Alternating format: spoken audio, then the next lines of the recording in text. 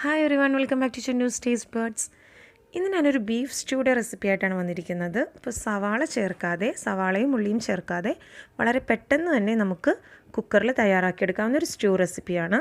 അപ്പോൾ അതിനുവേണ്ടി ഒരു കുക്കറിലേക്ക് 1/4 കിലോ ബീഫ് പീസസ് ഇട്ട് കൊടുക്കുക.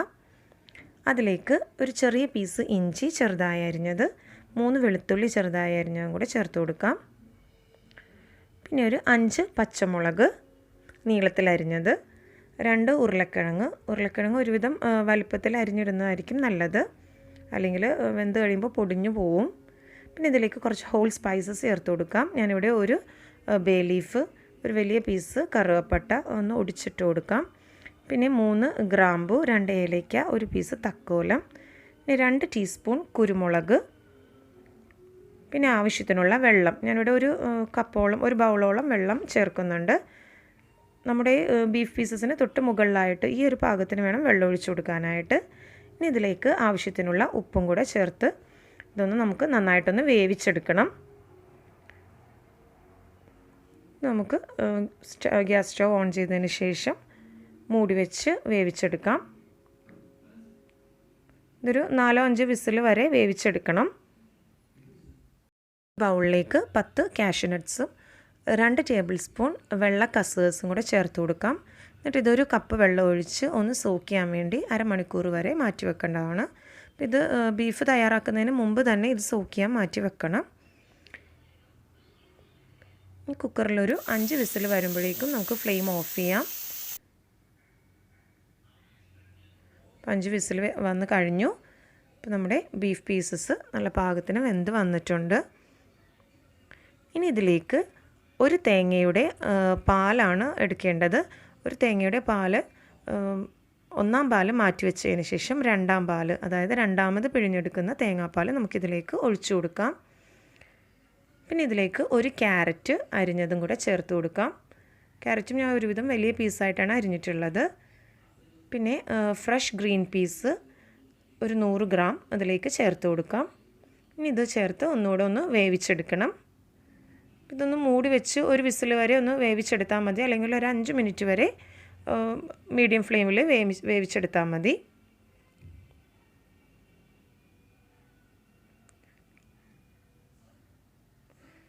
നമ്മൾ അരമണിക്കൂർ മുമ്പേ കുതിർത്ത് വെച്ചിട്ടുള്ള കസേഴ്സും കാഷ്യൂ നട്ട്സും ആണ്. ഇതിൻ്റെ വെള്ളം ഒന്ന് അരിച്ച് കളഞ്ഞതിന് ശേഷം ഇത് നമുക്ക് നല്ലൊരു സ്മൂത്ത് പേസ്റ്റായിട്ട് അരച്ചെടുക്കണം. ഇതിൻ്റെ വെള്ളമെല്ലാം കളഞ്ഞതിന് ശേഷം ഒരു മിക്സിയുടെ ജാറിലേക്ക് ഇട്ട് കൊടുക്കാം.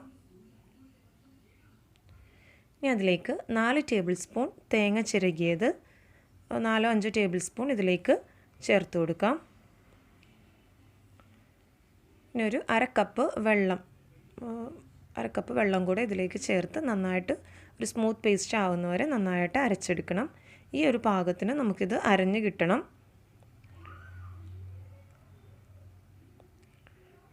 ഇത് ഞാൻ നേരത്തെ തയ്യാറാക്കി വെച്ചിട്ടുള്ള തേങ്ങാപ്പാലിൻ്റെ 1-ാം പാലാണിത്.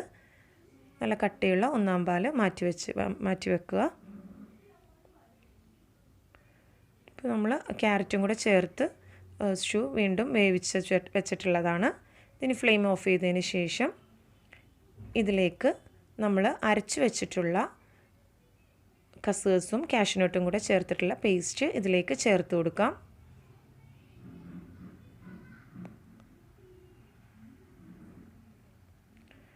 ആവശ്യത്തിനുള്ള വെള്ളവും കൂടെ ഇതിലേക്ക് ഒഴിച്ചു കൊടുക്കാം. ഇനി നമ്മൾ ആദ്യമേ പിഴിഞ്ഞ് വെച്ചിട്ടുള്ള 1-ാം പാലും കൂടെ ഇതിലേക്ക് ചേർത്ത് നന്നായിട്ട് മിക്സ് ചെയ്ത് കൊടുക്കുക. ഞാനിപ്പോൾ ഫ്ലെയിം ഓൺ ചെയ്തിട്ടില്ല. ഇത് നന്നായിട്ട് മിക്സ് ചെയ്തതിന് ശേഷം വേണം ഫ്ലെയിം ഓൺ ചെയ്യാനായിട്ട്. കാര്യം 1-ാം പാൽ ഒഴിച്ചതിന് ശേഷം നമ്മൾ സ്റ്റൂ തിളച്ച് പോവുകയാണെങ്കിൽ പിരിഞ്ഞു പോവാൻ ചാൻസ് ഉണ്ട്. പിന്നെ ഇതിലേക്ക് 1-2 ടീസ്പൂൺ കുരുമുളക് പൊടി കൂടെ ചേർത്ത് കൊടുക്കാം, നല്ലൊരു എരിവിന് വേണ്ടി. അത് ഓരോരുത്തരുടെ ഇഷ്ടം അനുസരിച്ച് ചേർത്താൽ മതി. അതും കൂടി ചേർത്ത് നന്നായിട്ട് മിക്സ് ചെയ്തതിന് ശേഷം നമുക്ക് ഫ്ലെയിം ഓൺ ചെയ്യാം. എന്നിട്ട് ഞാൻ നേരത്തെ പറഞ്ഞ പോലെ തന്നെ ഇത് ഒരുപാട് തിളക്കുന്നത് വരെ വെയിറ്റ് ചെയ്യരുത്. ഒന്ന് തിള പൊട്ടുമ്പോഴേക്കും നമുക്ക് ഫ്ലെയിം ഓഫ് ചെയ്യണം.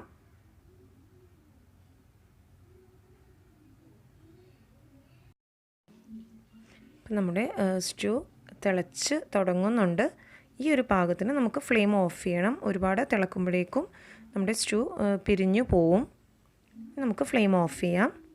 ഇനി ഒരു പാൻ അടുപ്പിൽ വെച്ച് ചൂടായതിന് ശേഷം അതിലേക്ക് 2 ടേബിൾ സ്പൂൺ വെളിച്ചെണ്ണ ചേർത്ത് കൊടുക്കാം. വെളിച്ചെണ്ണ നന്നായിട്ടൊന്ന് ചൂടാവുമ്പോഴേക്കും അതിലേക്ക് കുറച്ച് കാഷ്യൂ നട്ട്സും റൈസിൻസും കൂടെ ചേർത്ത് നമുക്കൊന്ന് വറുത്തെടുക്കാം. കാഷ്യൂ നട്ട്സ് ആദ്യം വറുത്തതിന് ശേഷം റൈസിൻസ് ചേർക്കുന്നതാണ് നല്ലത്. രണ്ടും കൂടെ നന്നായിട്ടൊന്ന് വറുത്തതിന് ശേഷം ഇത് നമുക്ക് സ്റ്റൂ ഒന്ന് താളിച്ചെടുക്കാൻ വേണ്ടിയാണ്. ഇതിൽ വേറെ ഉള്ളിയും സവാളയൊന്നും ചേർക്കുന്നില്ല. ജസ്റ്റ് കാഷ്യൂ നട്ട്സും റൈസിൻസും മാത്രം ഒന്ന് വറുത്തെടുത്താൽ മതി. ഈ ഒരു പാകത്തിന് ഫ്ലെയിം ഓഫ് ചെയ്യാം. നമുക്കിത് സ്റ്റൂവിലേക്ക് ചേർത്ത് കൊടുക്കാം. അപ്പോൾ വളരെ പെട്ടെന്ന് തന്നെ സവാളയും ഉള്ളിയും ഒന്നും ചേർക്കാതെ തന്നെ നമ്മുടെ ബീഫ് സ്റ്റൂ തയ്യാറായിട്ടുണ്ട്. അപ്പോൾ എല്ലാവരും ട്രൈ ചെയ്ത് നോക്കണം. റെസിപ്പി ഇഷ്ടമായെങ്കിൽ ലൈക്ക് ചെയ്യാനും ഷെയർ ചെയ്യാനും സബ്സ്ക്രൈബ് ചെയ്യാനും മറക്കരുത്. പിന്നെ സബ്സ്ക്രൈബ് ചെയ്യുന്നതിൻ്റെ കൂടെ തന്നെ ബെൽ ഐക്കണിൽ ഓൾ എന്ന് ക്ലിക്ക് ചെയ്യണം. എന്നാലേ ഞാൻ വീഡിയോസ് ഇടുമ്പോൾ നിങ്ങൾക്ക് ഉടനെ തന്നെ മെസ്സേജ് വരുള്ളൂ. അപ്പോൾ എല്ലാവരും ട്രൈ ചെയ്ത് നോക്കണം. Happy new year. Thanks for watching my channel.